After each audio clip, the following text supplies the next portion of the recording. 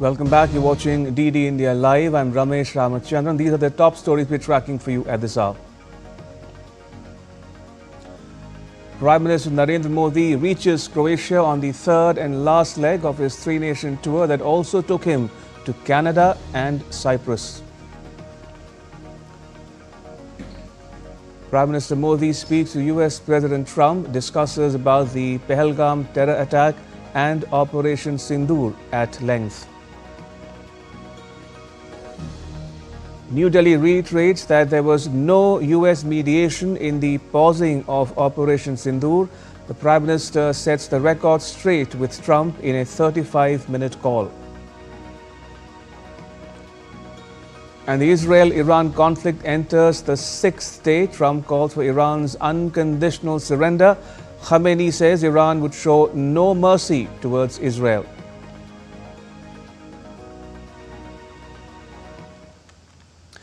PM Modi has reached Croatia, marking a historic and strategically significant visit that underscores India's commitment to further strengthening its engagement with partners in the European Union.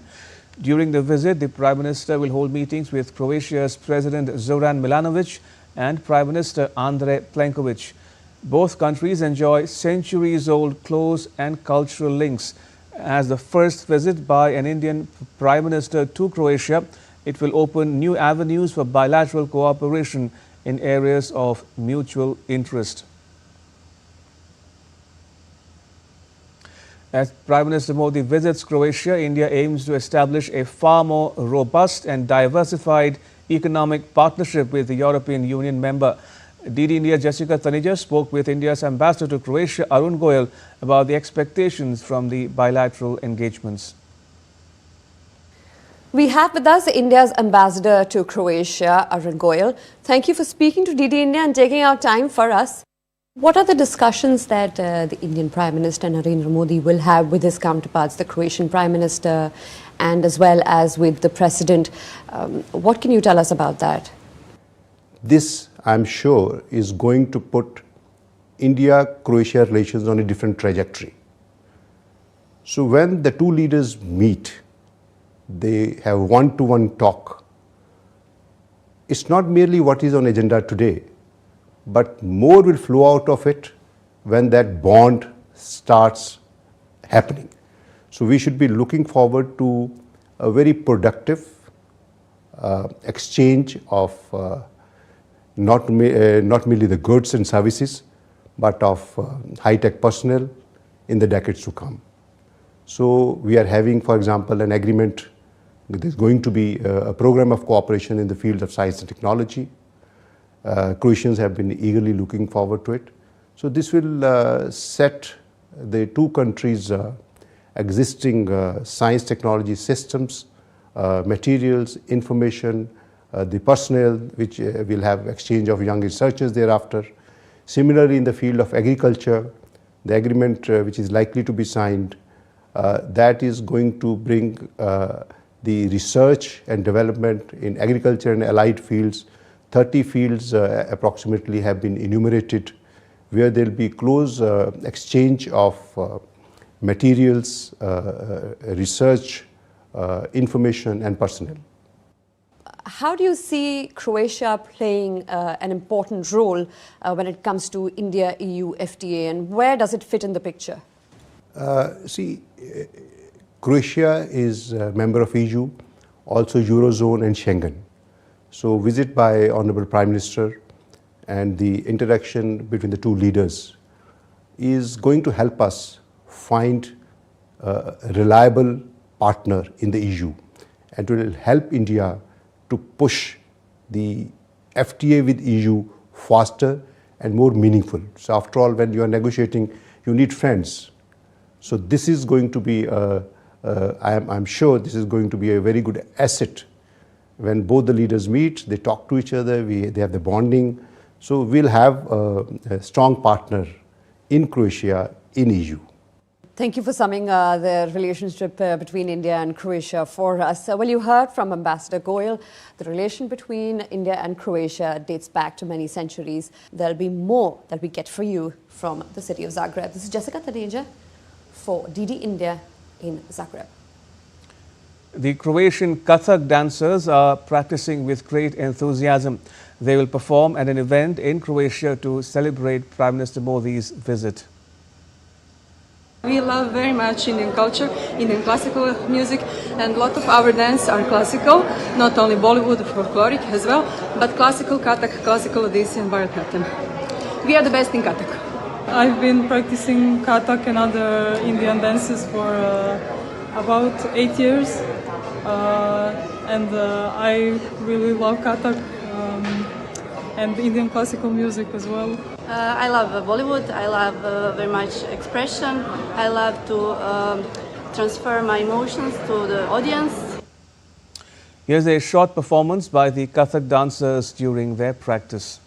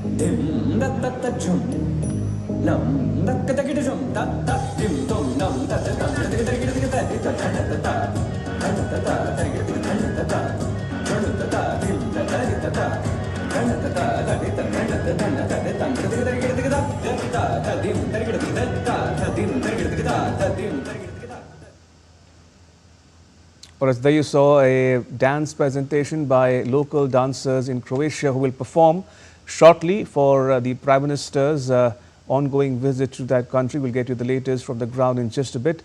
But just to recap for the benefit of viewers joining us on this special broadcast, Prime Minister Modi has arrived in Croatia on the last and final leg of his three-nation tour that's taken him already to Cyprus and Canada.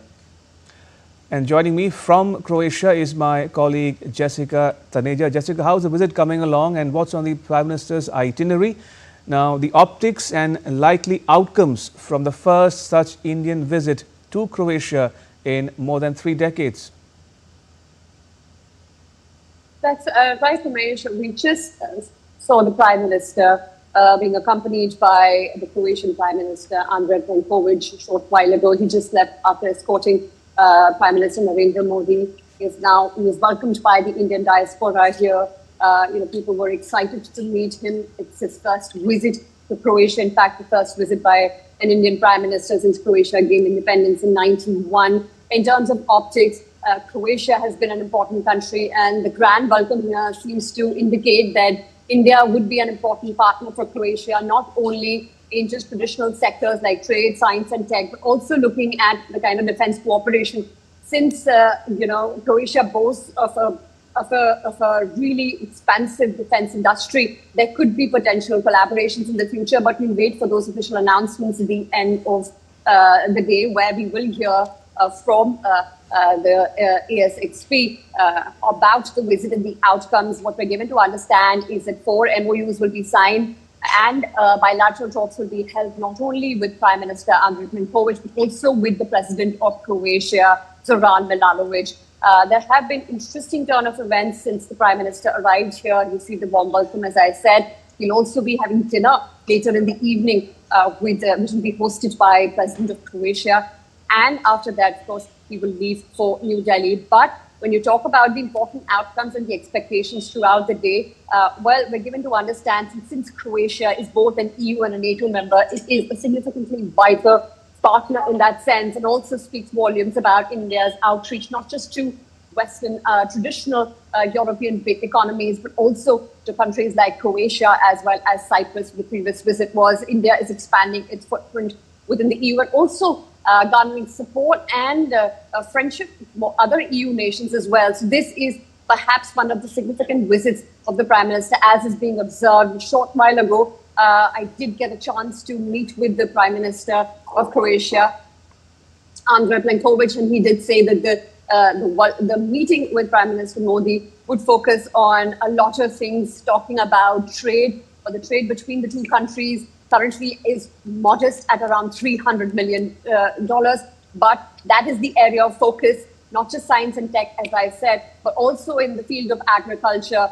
There are a lot of research and innovation exchanges as well, not to forget the cultural ties between the two nations. The University of Zagreb, in fact, has a department of Indology teaching the students who are interested in understanding India's culture, its literature, its religious manuscripts, as well as its overall appeal to the world. Certainly isn't lost on Croatia, and people seem very excited, not just the Indians present here, but also the Croatians.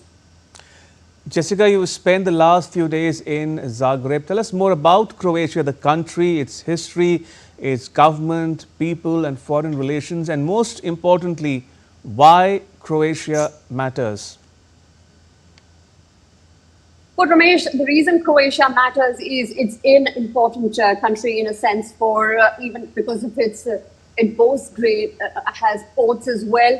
It's a lot of ports around here, and the potential for future IMEC could also be seen, but those confirmations haven't come in. The focus also would be put on how Croatia, it builds that momentum for the India-EU FTA. You're aware that India and the European Union are to finalize a potential free trade agreement before this year ends, and partners like Croatia would be important.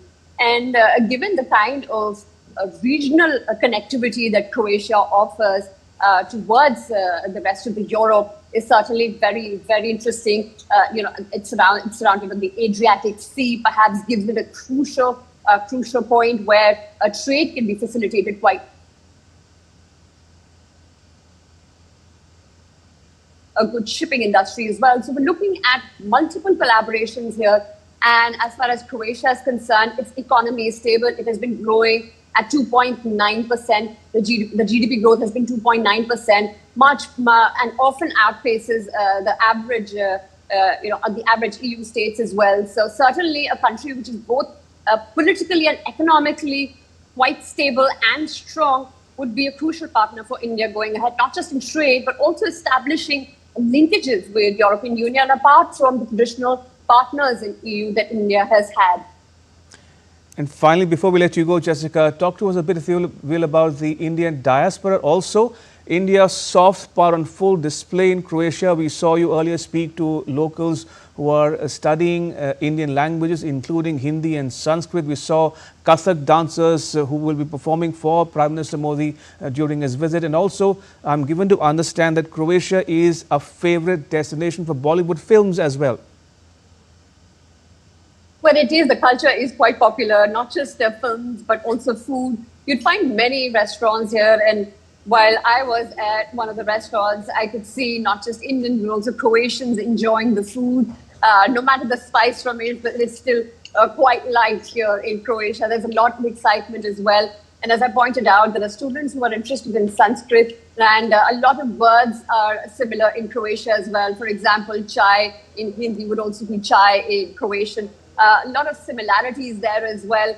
But to talk about, the popularity of Indian culture, it is immense. University of Zagreb, as I said, has a course and the Department of Indology, which has been there since 60 years. So it's not just recent interest, it's not just recent cultural linkages. They date back to many, many years ago. There were also churches in Goa that were established by Croatians. So they have traveled to India. There have been missions in the past as well. So apart from the political and economic engagement, there have been quite a lot of cultural exchanges. And for the Prime Minister to tap into those, important aspects of Croatia-India culture certainly would go a long way in establishing links, as I said, beyond the traditional big Western European economies. All right, we'll leave it there for now, but we'll keep coming back to you for more as we go along. Jessica, thank you. Jessica Taneja reporting there from Zagreb in Croatia. Right, time for a very short break. Keep watching DD India Live. Don't go anywhere.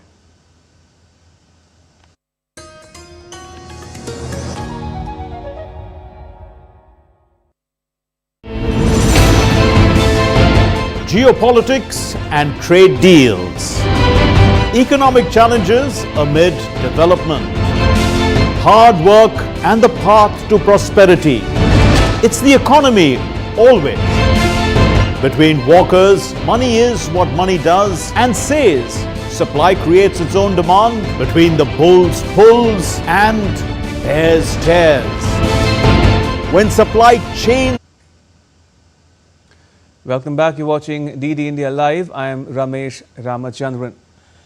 Let's take you to Zagreb, the capital of Croatia, where Prime Minister Modi has got a warm welcome as he reached his hotel in the city. Take a look.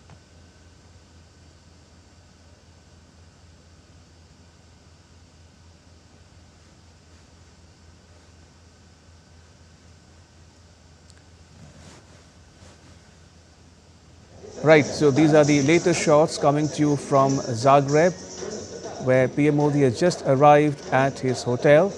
We can see local Kathak performers performing an Indian dance performance for the Prime Minister at his hotel.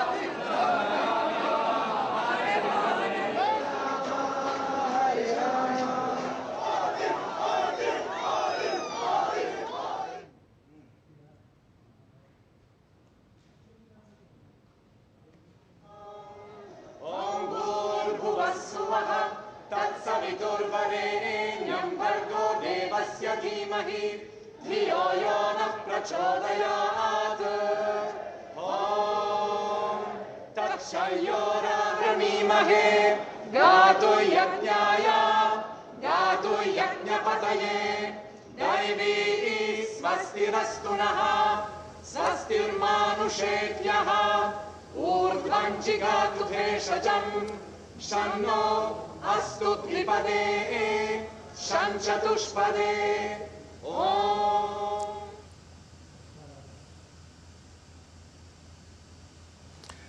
So there you saw the latest visuals coming to you from Zagreb in Croatia, where the locals chanted a Hindu hymn in honor of the Prime Minister's visit to that country.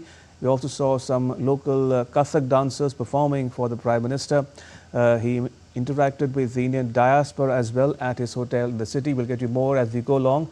But in the meantime, let me also recap some more news coming your way, viewers. India has emerged as a formidable global leader over the last 11 years, driven by bold initiatives that fuse ambition with action.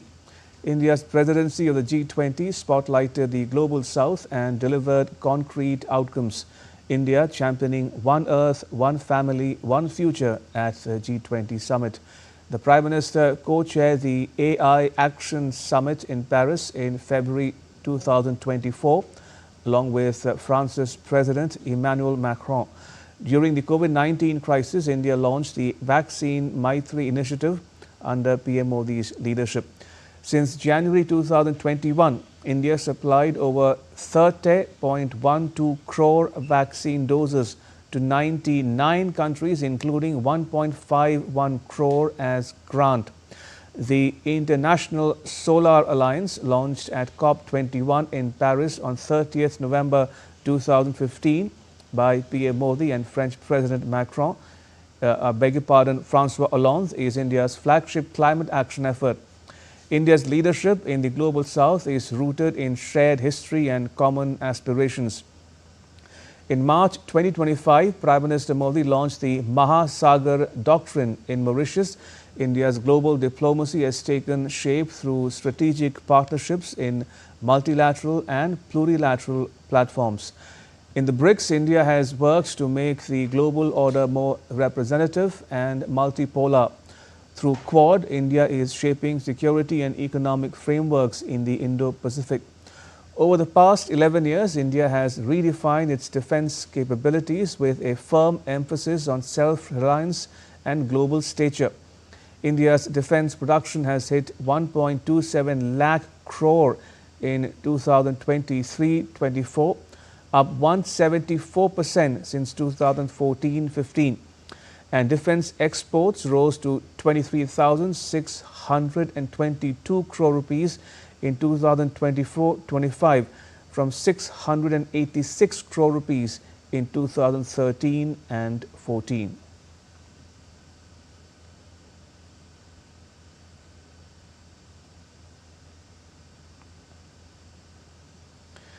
Over 5,000 kite enthusiasts from 26 countries have gathered on the Danish island of Fanø to celebrate the 40th anniversary of the island's kite festival.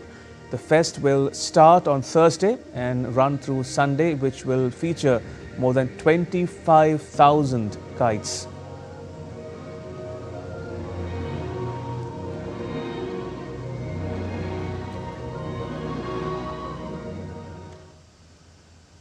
And that's all for this edition of DD India Live. Tell us what you think about the news of the day. You can get the latest news and updates on the DD India mobile app. It's available on both Android and iOS platforms. You can scan the QR code that's now on your screen to download it. And we'll be back with more news as it breaks here on DD India. I'm Ramesh Ramachandran. From all of us here in New Delhi, thanks for watching DD India Live.